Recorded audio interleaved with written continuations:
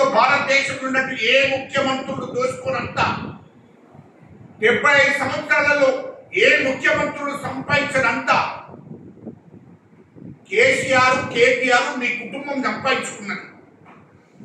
ఇలా మా రాహుల్ గాంధీని మాట్లాడే అర్హత మీకుందా? రాహుల్ గాంధీ కోరికున్నటువంటి అది కూడా మీకు లేదు. ఇలా రాహుల్ గాంధీ కుటుంబం గురించి నీకు మాట్లాడే అర్హత ఎక్కడిది? ఈ మూసీ ప్రాజెక్ట్ అట దానికి అక్కడ ఢిల్లీ నుండే మొదలుపెట్టారు. రాహుల్ గాంధీ గారు ఆదేశాల మేరకే ఈ మూసీ ప్రాజెక్టు నడుస్తున్నది. ఇక్కడ అది కాసుల కోసం, డబ్బు కట్టల కోసం అని చెప్తున్నాడు. అరే ముడుకుడా, ఇప్పటి వరకు టెండర్ పిలవలేదాన్ని, ఇంకా మొదలు కాలే పని, టెండర్లకే పిలవలే. నువ్వు మా రాహుల్ గాంధీ మీద ఎట్లా మాట్లాడతావు? రాహుల్ గాంధీ కుటుంబం అనేది ఈ భారతదేశాన్ని పరిపాలన చేసింది. ఈ దేశ స్వతంత్ర పోరాటాన్ని మా రాహుల్ గాంధీ ముత్తాత నడిపించారు. బ్రిటిష్ వాళ్ళ మీద యుద్ధం ప్రకటించి మా దేశాన్ని వదిలేసిపోవాలని చెప్పి గాంధీ గారితో సహా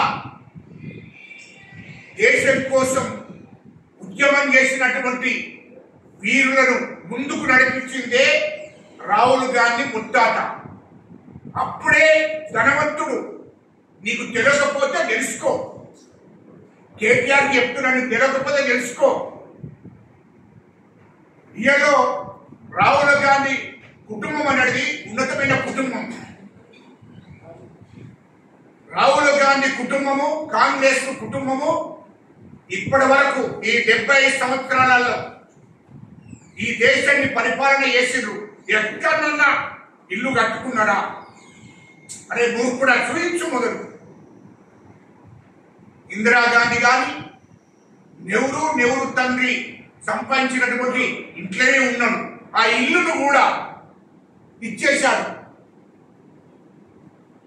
ఈ దేశ ప్రజల కోసం. కేంద్ర ప్రభుత్వానికి ఎప్పుడో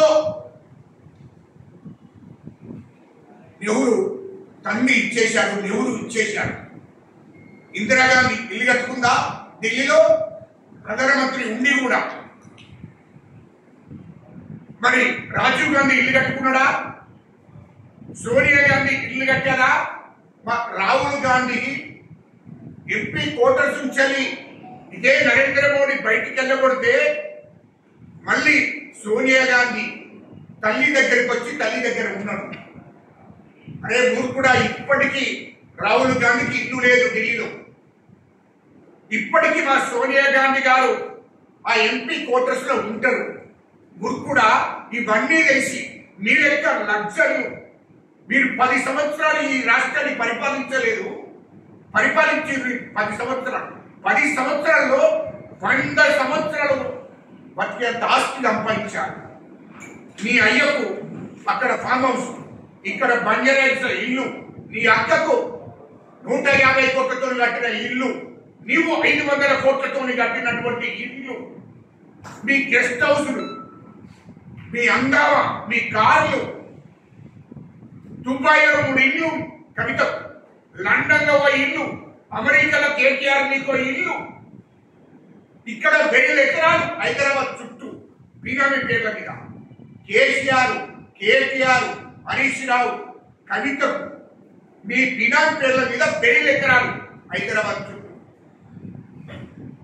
మీరు అమెరికాలో కంపెనీలు, కేటీఆర్, కవిత, లండన్ లో కంపెనీ, దుబాయ్ లో కంపెనీ, ఇన్ని ఆస్తులు 10 సంవత్సరాలలో ఈ రాష్ట్రాన్ని మొత్తం తోసేసి తెలంగాణ సెంటిమెంట్ మీద రాష్ట్రం సాధిస్తే ఈ రాష్ట్రాన్ని 10 ఏళ్ళు పరిపాలన చేసి 3 లక్షల కోట్లు ఆస్తి మీరు సంపాదించుకున్నారు. అంటే మూర్ఖుడా, నువ్వు మా రాహుల్ గాంధీని మాట్లాడే అర్హత నీకుందా అని నేను అంటున్నా.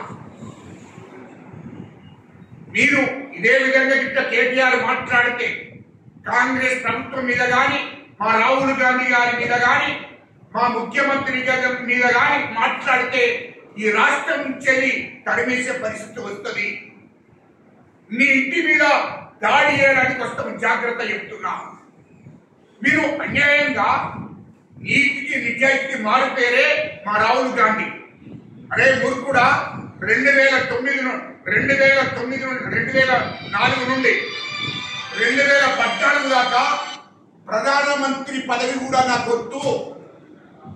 నాకొద్దు అని చెప్పి మన్మోహన్ సింగ్ ను ఈ దేశానికి ప్రధానమంత్రి చేసిన కుటుంబం సోనియా గాంధీ కుటుంబం, రాహుల్ గాంధీ కుటుంబం. అరే మీరు దళితుడిని ముఖ్యమంత్రి చేస్తారని, ఈ యొక్క తెలంగాణ రాకముందు దళితుడిని ముఖ్యమంత్రి చేస్తారని ముఖ్యమంత్రి చేయలేదు. ఈలో మీ పార్టీ అధ్యక్షుడు కేసీఆర్, నువ్వు వర్కింగ్ ప్రెసిడెంట్. మా పార్టీ అధ్యక్షుడు మహేష్ కుమార్ గౌడ్, ఒక బీసీ, ఒక ఎస్సీ, ఈ దేశానికి కాంగ్రెస్ పార్టీ జాతీయ అధ్యక్షుడు మల్లికార్జున ఖార్గే. అరే మూర్ఖుడా, ఆ రాహుల్ గాంధీ మాట్లాడే అర్హత నీకెక్కడిది? మా రాహుల్ గాంధీని ఇష్టం వచ్చినట్టు మాట్లాడే అక్క ఆ అర్హత ఎక్కడిది?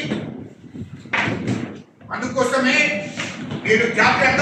మూసీ ప్రాజెక్టు కోసం డబ్బుల కోసమే, కట్టల కోసమే, డబ్బులు అనేది ఈ దేశంలో దోచుకున్నది ఎవరన్నా ఉన్నారు అంటే తెలంగాణ రాష్ట్ర ప్రభుత్వం, టీఆర్ఎస్ ప్రభుత్వం. మీరు విపరీతంగా సంపాదించారు. ఈ దేశంలో ఏ ముఖ్యమంత్రి కూడా సంపాదించలేదు, ఏ ముఖ్యమంత్రి కూడా సంపాదించలేదు.